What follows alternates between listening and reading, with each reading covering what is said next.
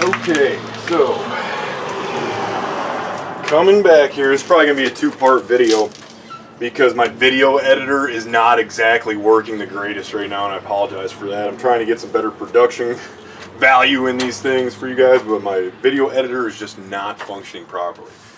I gotta get that figured out. So now it's been about 15 or 20 minutes, and what I did is I actually fired this thing up and I let it sit up on a block back here. You can see obviously it's off the ground, and I weighted the seat down so that way I could let the tire run and just kind of spin like a cement mixer to make sure everything was evenly spread and whatnot, because it started pushing some fluid out, because I did try to put a can of Fix-A-Flat in this thing earlier and it just wasn't.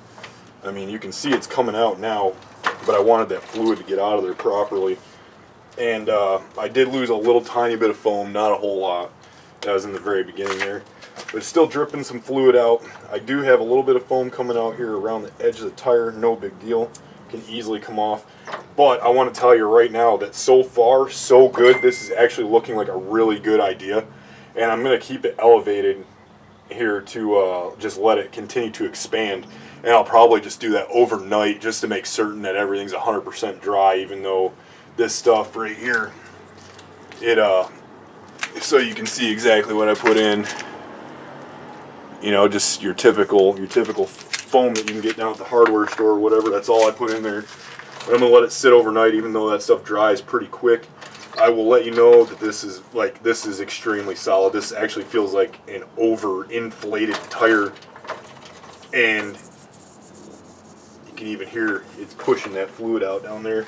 I don't expect too much of that foam, if any, to come through any of these cracks on this tire, because they're not that big. I'd be more worried about actually blowing the tire out. But just so you can see, I'm going to lower this down just so you can see it sit, and it's sitting on the tire just fine. And I'm pushing on it, and it's not going flat at all. But I'm going to go ahead and re-elevate this thing and just let it sit up and really cure properly. And I'll do, I guess, a review video of how well this works out and let y'all know about it.